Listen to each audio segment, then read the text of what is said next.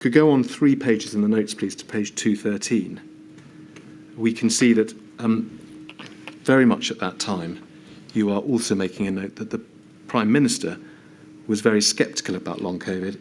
It's like Gulf War syndrome. He says, we've seen other records from around this time and indeed later where he made this or a similar comment.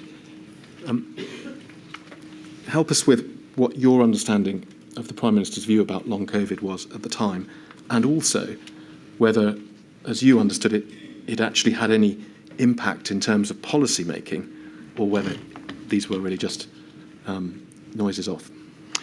I think he didn't really think it was a big problem. I mean, he recognised, because we described 3 different long-term consequences. There was the post-intensive care syndrome that some people get. That's a well-recognised problem.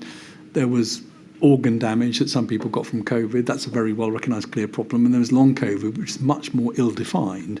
And I think he was, as it says here, he was sceptical about that. And I don't think was keen to take that into account for policy making. Do you think that there were decisions that he made or didn't make which turned on his approach to long COVID? I don't think so, in the sense that I think he didn't really think about it. There wasn't any active decision based around this. He didn't really want to consider that, I think. You'd have to ask him. But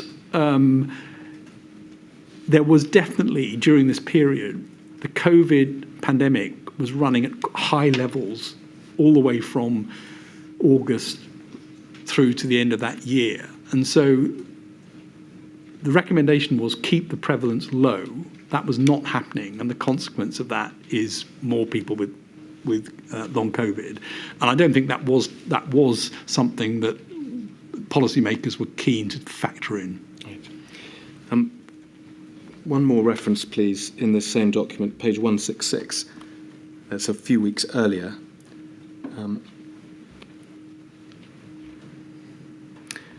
Here we see Matt Hancock, as you say, explain things well for once and remind them about long COVID. So can we take it that Mr. Hancock was understanding and alive to the issues of long COVID at about this time? It certainly sounds like it from that. There are many other entries in your diaries which refer to Mr. Hancock, Sir Patrick, and you will know that some of the evidence the inquiry has heard from others is that they did not find during this period Mr. Hancock to be a reliable, trustworthy colleague. I don't want to take you through a whole load of unnecessary references. Perhaps you can summarise your understanding, your experience of working with Mr. Hancock in this sense.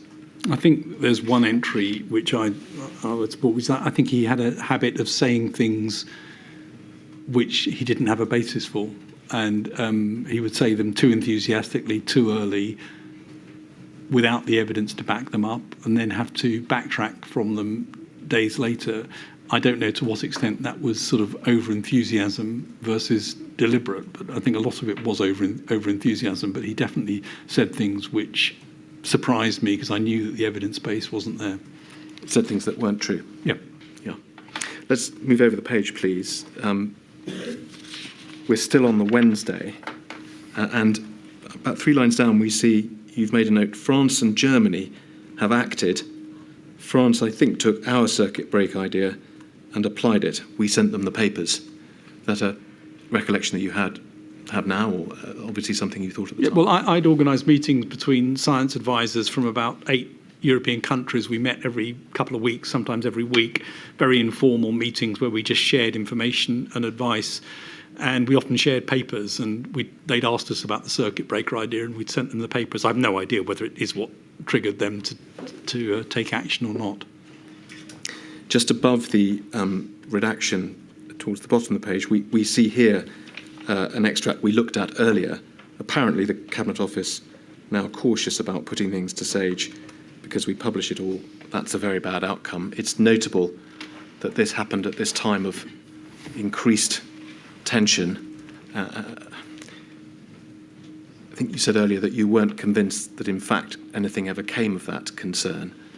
Did you in fact think that at this time there were things that you might have been asked about but weren't because of this caution? I suspect, and I'm sorry I can't remember, that I would have had a direct conversation with Simon Case and said, that's not okay. We've got to see things, and I don't think that I don't think Cabinet Office ever did not bring something to us because they were worried about it, but clearly there was a mood that it might happen. And then just above that, we see you have referred to the press and then said, we have a weak, indecisive PM. Again, is that something that on reflection you stand by, or was that a late night brain dump? Well, it was definitely a late night moment of frustration. I do think that the Prime Minister was influenced a lot by the press. Let's go over the page, please. We're on now to the Thursday of that week, 29th of October. And you make a reference immediately under the date to a call with the Cabinet Office, I assume. And you say, I argued strongly for the Prime Minister to set out his aims. What does he want to achieve? Protect the NHS, something else, emergency care, all care. And this takes us back, does it not, to a point we raised earlier about scientists needing to understand exactly what the government was trying to achieve, other perhaps than just stopping the NHS being overwhelmed. That was in March, where we were talking about it this morning. It looks as though that concern arose again at this time. Yes, possibly even intensified at this time. Just help us. What would you have liked to have been told that you weren't being told? I think it would have been very useful, for example, they might have said, all we care about is NHS collapse. Just work to only that. But that isn't all they cared about, because on some days it was, we can't stand the numbers of deaths and we want to have this lower. So then that begs the question, so what's the target? If that's not the target, is it that you want to have all routine care in the NHS running properly and cope with COVID? Or is it something else, which is we'd like to manage the NHS as effectively as we can, but with the economy being in a stronger position with more things open? Can we go, please, in the schedule, first of all, to page 42? So this is an entry on the 4th of May, and by this stage you are making the notes daily, is that right? Yes. You say, late afternoon meeting with the PM on schools. My God, this is complicated. Models will not provide the answer. PM is clearly bamboozled. Page 53, please. PM asking whether we've overdone it on the lethality of this disease. He swings between optimism, pessimism, and then this. PM still confused on different types of test. He holds it in his head for a session, and then it goes. Page 93, please. Watching PM get his head round stats is awful. He finds relative and absolute risk almost impossible to understand. Page 124.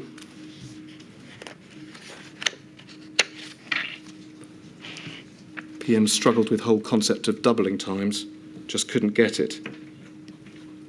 And then just two more, please. Page 167.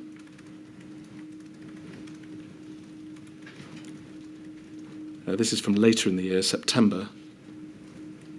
Claire Gardner going through the PM graph, talked PM through the graphs. It's difficult. He asked questions like, which line is the dark red one? Is he colourblind? Then, so you think positivity has gone up overnight? Oh, then, oh God, bloody hell. But it's all the same stuff he was shown 6 hours ago. And then finally, 389. This is now going forward to 2021. PM dashboard. Is that a reference to a meeting, dashboard meeting? Yes. Taken through the graphs, real struggle to get him to understand them. So the question then, Sir Patrick, is those paragraphs of your statement that we looked at. Yes, you talk about sometimes needing to repeat things and needing to explain things in detail. Help us and tell us if this is an example of passages that you no longer want to support. But the message that we get from these repeated entries appears to describe something, at least as far as the Prime Minister is concerned, more serious, a repeated failure to understand graphs, scientific concepts and so on, forgetting things that had been explained to him only a few hours earlier repeatedly. Was there a more serious problem with him than that which you describe in the witness statement? Well, I think I'm right in saying that the Prime Minister at the time gave up science when he was 15. And I think he'd be the first to admit it wasn't his forte, and that he did struggle with some of the concepts, and we did need to repeat them often. I would also say that a meeting that sticks in my mind was with fellow science advisors from across Europe, when one of them, and I won't say which country, declared that the leader of that country had enormous problems with exponential curves, and the entire phone call burst into laughter because it was true in every country. So I do not think that there was necessarily a unique inability to grasp some of these concepts with the Prime Minister at the time, but it was hard work sometimes to try and make sure that he had understood what a particular graph or piece of data was saying. And I'd learned from a number of meetings, including around climate, where there were certain things that would catch his eye and would work for him, and other things that wouldn't work for him. So there were ways of presenting the data that allowed him to get better access than others. Mr. Johnson, it hardly needs saying, was the man who was making decisions that had incredibly broad impacts on the whole country. And it was critical, was it not, that he did understand the advice that he was being given? Yes. We've been talking so far about the need to repeat advice sometimes, or to, as you say, use particular techniques or tags to help him understand matters. Was it ever the case that you had the impression that despite repeating things or despite explaining things in a particular way, he actually had completely misunderstood some of the advice that you'd given him? It's possible, but I think certainly when I left a meeting, I would usually be persuaded that we had got him to understand what it was we were trying to say. But as one of the extracts showed that you put up there, that 6 hours later he might not have remembered what was in that presentation. So I can't be sure that he kept it in his mind all the time as he was going into whatever the subsequent meetings were that designed policy. So we're in September 2020 now. There's a reference to the Chief Constable saying the rules are too complex. That's the subject of different evidence we've heard. But then this PM looking glum. Then suddenly, and I take it this is a quote from him, is the whole thing a mirage? The curves just follow a natural pattern despite what you do. Incredulity in the room. The whole meeting carefully manages the PM. Is it always like this? Is that an example perhaps of him just being provocative, or did that demonstrate just a fundamental misunderstanding? It was a point that he raised on several occasions, and he would look at the peaks of waves of infection and ask, are the interventions we're making doing that, or is this what would have happened anyway? And he did come back to that point often, and we talked him through what the evidence was that the interventions had made the difference. And of course, it is true that at some point the peak will come down, because at some point public behaviour changes, the number of susceptible people changes, the amount of immunity in the population changes. They do go up and down, but the point was that clearly these were being manipulated down by interventions. Just before we leave this entry, you see the last sentence there, and note that we're now in September. CMO still keeps offering a slightly slower path. We've talked already about the caution that Sir Chris had in March. It looks as though you're recording a similar issue later in the year. Was it something that continued? Well, I think the point in brackets is important. I think this is wrong, and said it. And Chris and I discuss this sort of thing often. I still think that he, as the Chief Medical Officer with a public health accountability, was right to raise the problems associated with the measures being taken. And that appropriate caution, I think, was useful. And it was very helpful for the two of us to be able to discuss that and understand why we were in positions of either greater or slower pace on some of these things. I think it's appropriate. One more of these references, please. Page 190. So it's very much the same time, September of 2020. You record that the Prime Minister had come back from the Battle of Britain Memorial Service, was distressed by seeing everyone in masks. And then this starts challenging numbers and questioning whether they really translate into deaths. Says it's not exponential, etc., etc. Looked broken, head in hands a lot. Is it because of the great libertarian nation we are that it spreads so much? Maybe we're licked as a species. We're too shit to get our act together. He doesn't seem to have been the easiest of decision makers for you to provide scientific advice to, Sir Patrick. It was difficult at times, and this is an example of where I suspect in this meeting I would not have tried to get across too many scientific concepts. Would have waited for a better opportunity to do so and to have spoken to some others. As you mentioned at the outset, you had worked with other decision makers, Mrs. May. Was this reception of scientific advice that you were providing something you were used to, or was it out of your experience? Well, Boris Johnson and Dominic Cummings were extremely keen to get scientific advice. So they had I would say, a disproportionate interest in getting science advice. But as you can see, it wasn't always easy to provide it in a way that was understood and actionable by the Prime Minister. And I doubt that the sorts of things described in here are terribly surprising to most people.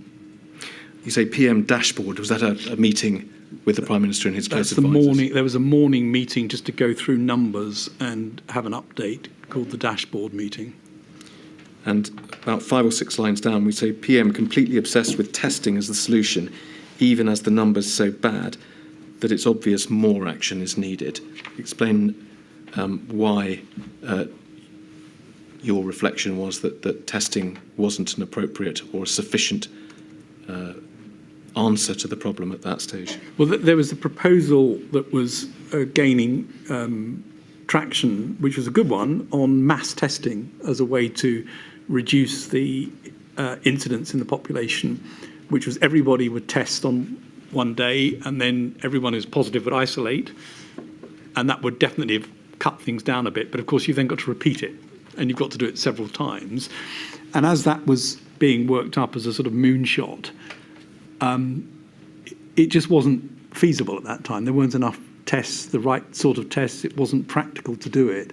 And I worried that as people were looking at that as the solution, we were seeing numbers go up anyway, and that there were some other things that could happen to try and get the numbers down. And then if we look further down the page, we can see a line saying, so a bit further than that. Yeah, no, sorry, that's fine. No.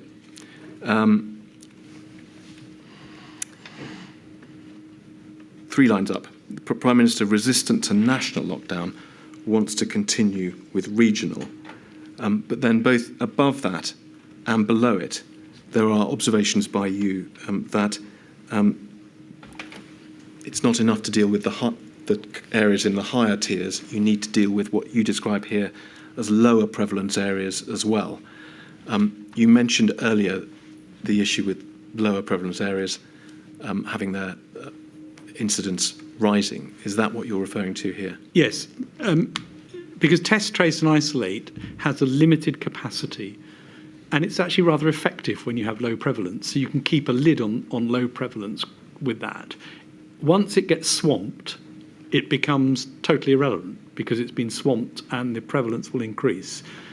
I was worried at this time that for all sorts of reasons, test, trace and isolate was being surged into high prevalence areas where it wasn't going to make any difference, and it would have been more effective to have used it widely in low prevalence areas to keep them low and dealt with the high prevalence areas with other means. So there's a passage in your witness statement where you say that SAGE urged the government to look beyond current prevalence as the trigger point for moving between tiers. So is this really making the same point, that one should try and keep the lower prevalence areas low rather than just allowing them to move up? Yes, because unfortunately the tier system was such that, and as I said already, many people were arguing that their own area should be in the lowest tier possible. Well, that was the surest way to end up in a high tier. It seems that this policy of transparency did indeed create this type of chilling effect with SAGE itself during the pandemic. If we can go, please, to the schedule and look at, I think it's 3 references. Thank you. First of all, this one. We're in June 2020, and you write, you refer to a paper from number 10. You say someone has completely rewritten it. They've just cherry-picked, quite extraordinary. And then, for our purposes here, note, apparently Simon Case, I'm afraid I can't now remember whether at that point he had, no, he wasn't, he was a permanent secretary within the Cabinet Office at that point. He hadn't become the Cabinet Secretary. Simon Case said, don't bring new schools advice questions to SAGE as the minutes get published. If we can move on to page 102. Another note, Secretary of State for Education says, don't ask SAGE as minutes get published. And then moving forward a few months, both of those references were in June. If we can move forward to page 253, please, we're in October. On a similar theme, apparently the Cabinet Office, so not the Department for Education, but the Cabinet Office, now cautious about putting things to SAGE because we publish it all. That's a very bad outcome. Well, it is a bad outcome, Sir Patrick, and I just want to ask for your reflections on where the balance is. I mean, it's for all the reasons you've given, there's a lot to be said for publishing the minutes. But on the other hand, if the consequence of publishing the minutes of an advisory body is that its customers don't come to it for advice anymore, yeah. Isn't that something of a at least mixed situation? If I may just, on the very first one you read out about somebody rewriting the science, that was an internal paper in Cabinet Office, and that rewrite never went anywhere. Right. So that I think is not. But this is a very important question, and there is no doubt that DfE took this view at times, and Cabinet Office, there was an alarm that might happen. I don't think in the end it stopped us doing anything on schools that we wanted to do, but it did mean we sometimes didn't get precise questions.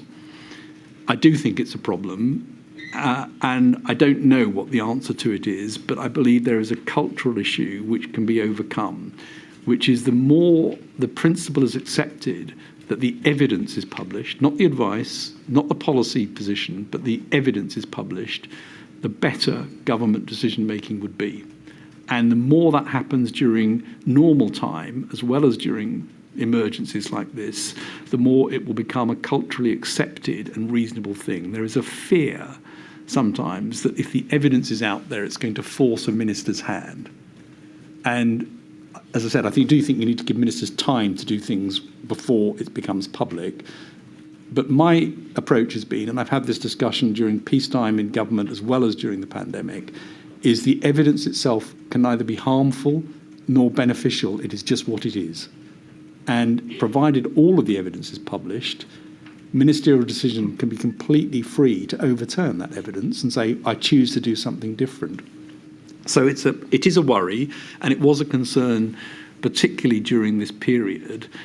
But I don't think the answer is to reach for more redaction or more secrecy around this. I think it's to get into a normalised position where evidence publication is seen as the right route. So Patrick, you emphasise evidence in contrast to advice. But what we've seen in these extracts is a concern, in this case emanating from the Department for Education, about SAGE minutes being published. Surely those minutes contain advice? The minutes usually are containing evidence and have it couched in terms of if the aim is to do X, then the following would be necessary. Or given the state of the pandemic at the moment, without a decrease, it's likely to lead to the following situations. It is usually not the case that it's giving direct advice on precisely what the science is suggesting a minister should do. Mr. Patrick, we don't want to split hairs about this, but thinking about the practical situation that in this case the Department for Education seemed to have been in, the thought process appears to be, we have this policy that we're considering, why don't we ask SAGE about it? One reason not to ask them about it is that if we do, their minutes will record their discussion, and you can call it evidence if you like, but anyone reading it will see, if this is the view they took, that they think it's a bad idea. And that will mean that if we go ahead with it, people will criticise us. I mean, that's the problem, isn't it? It is the problem. And again, I think the more you focus on evidence rather than advice, the easier it is. It is a problem. I don't know what the answer to it is. My instinct is that greater transparency is helpful all round. And my experience from the pandemic was that in the end, none of these came to be a problem. In other words, DfE did try and not bring things to SAGE. We overcame that, and they did in the end bring them, and we also did work on it. So they were bumps in the road, they weren't blocks. And I think Stuart Wainwright laid these sort of pros and cons out very nicely in his evidence. I would not wish to see less transparency of the science evidence. Let me ask you briefly, if I can, about a similar but slightly different issue. Here we're discussing the question of whether SAGE were asked at all about issues. There's another issue which emerges from the notes where SAGE were asked, but their advice was either ignored or even apparently attempts made to change their advice. Can we look at some entries in your schedule, please? First of all, page 56. So here we have your comment that we've been excluded from the PM's strategy meeting. Chris Whitty, no doubt, is sure that it's because the Economic Secretariat in the Cabinet Office want to be able to present things about reopening without us contradicting them. So perhaps that's, in fact, a little like the other ones we were looking at. Page 94, please. The 2 metre rule meeting made it abundantly clear that no one in number 10 or the Cabinet Office had really read or taken time to understand the science advice. Quite extraordinary. Page 98, please. Number 10 pushing hard on releasing measures. They're pushing very hard, and then this, and want the science altered. We need to hold on to our hats. There will likely be a second peak. And then lastly, page 112. In the economics meeting earlier in the day, they didn't realise CMO was there, and the Chancellor said, it's all about handling the scientists, not handling the virus. They then got flustered when he chipped in. So a collection of entries, all of them, to be clear, in terms of date, around sort of May, June, July, reopening in 2020. The common theme is that either SAGE is being ignored, or it's not being asked, or even a suggestion that the SAGE scientists should be handled in some way, or that their advice should be altered. Help us. Was there a feeling, perhaps particularly at that time, that perhaps you weren't being asked for your advice in good faith? I think there were definitely periods when it was clear that the unwelcome advice we were giving was, as expected, not loved. And that meant we had to work doubly hard to make sure that the science, evidence and advice was being properly heard. Now, it doesn't surprise me that there were meetings that we were not included in. That's normal. We were, as I said, in number 10 probably for 45 minutes or an hour, and there were things going on all day and political decisions as well. So it's not surprising that we were not invited to things sometimes. And it definitely is the case that there were times when, because we were giving unpalatable evidence and advice, people would rather not hear it. And I think that probably is a normal part of politics, and our job was to make sure that we weren't in the politics. We were continuing to make that advice as heard as we could make it. Did you, and this I now ask for your view on reflection, not writing your notes late at night, but did you feel that you were in some way being manipulated or handled, or that your advice was, people were asking you to change your advice?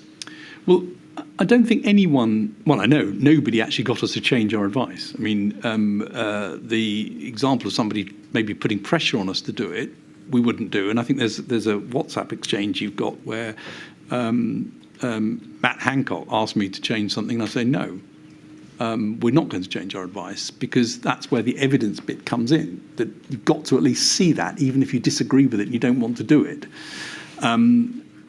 But I'm absolutely sure, because politicians are politicians, that there were attempts to manage us and make sure that we were not always given the access that we might need. But I think overall, we actually managed to get through all of that and make sure that the advice and the evidence was heard. So I don't know what damage it did, and I'm not sure exactly what I'd recommend for the future on that, because it seems to me that's partly the nature of the way the political system seems to operate. An issue you raise at various points in your different statements is that there was, I think generally throughout the pandemic, and certainly in this early stage, a lack of clear understanding on the part of the scientists of what the government policy was.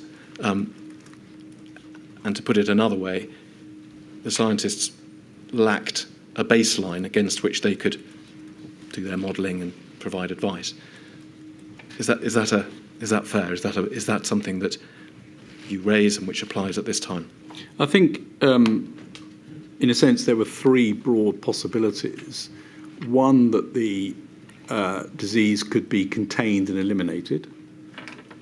The second, that the disease would run wild and not be controlled at all, and people would make no effort to do anything.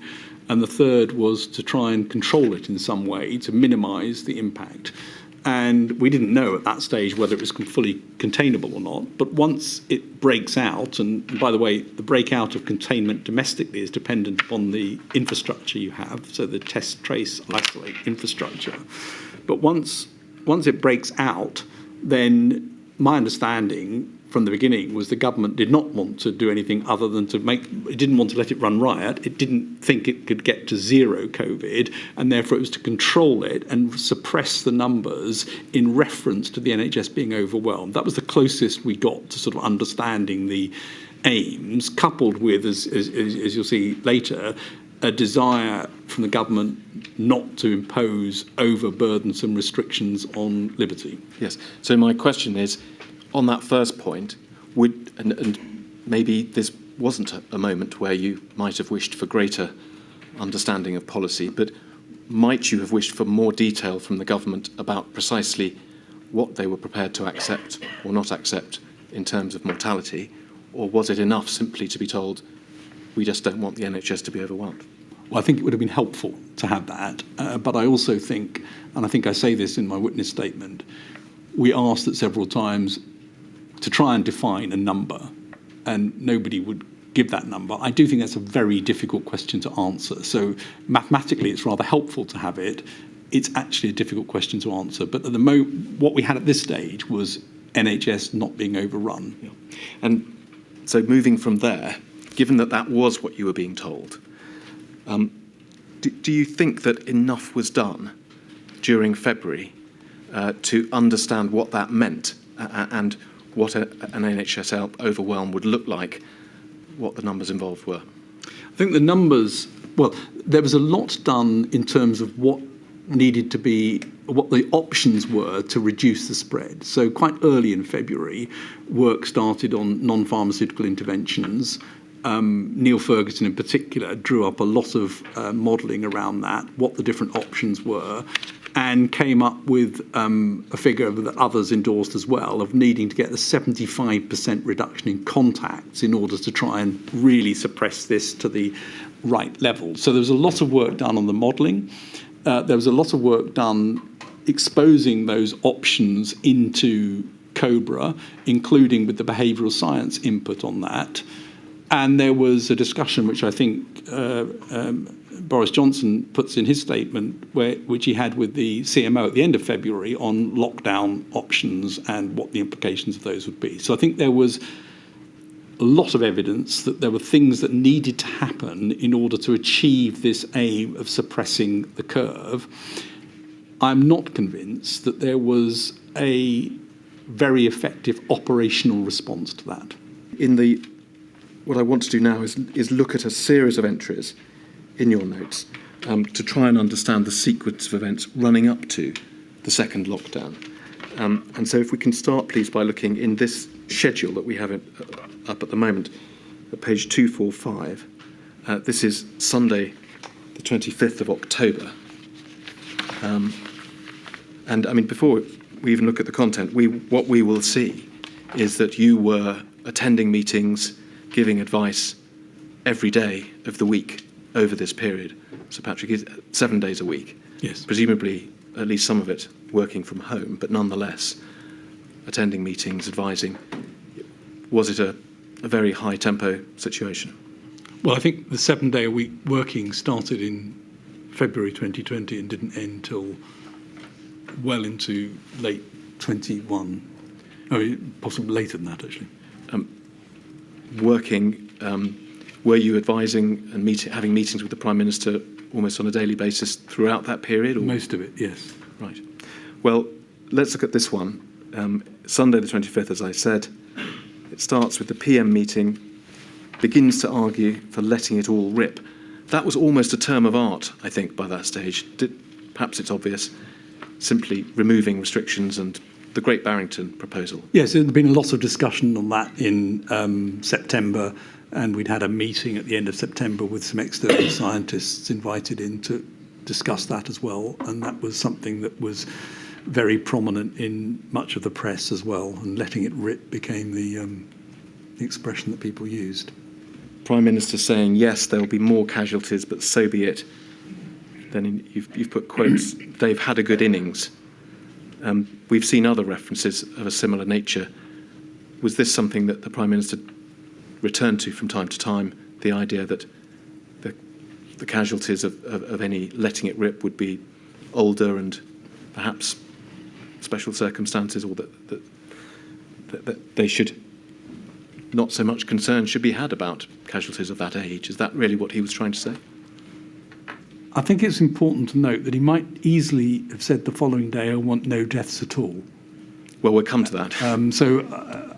I mean, yes, he must have said that on that day. I mean, we see a few lines down, you've put PM then back on to most people who die have reached their time anyway. Would these be examples of perhaps little notes you made at the time and then... These were probably scribbled notes I wrote on papers of this meeting. A few lines down, PM concludes, looks like we're in a really tough spot, complete shambles. I really don't want to do another national lockdown. This 25th of October, so for about a month, would it have been by then that the sage advice essentially had been that a circuit breaker lockdown was needed. And then DC, I'm looking at the last line now, DC Dominic Cummings says, Rishi thinks just let people die and that's okay. And then this feels like a complete lack of leadership. Is that your comment at the end there? Yes, I think so. I mean, perhaps it's obvious. Again, tell us, is this one of your late night furious thinking, or is it something you would stand by now?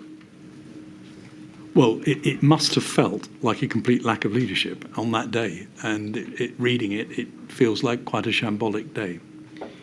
And to put things in context, that's Mr. Cummings saying that was the thought that let's let people die. It's not necessarily. You didn't hear that from the Rishi Sunak himself. That is what Dominic Cummings said. Reported, yeah. Yes.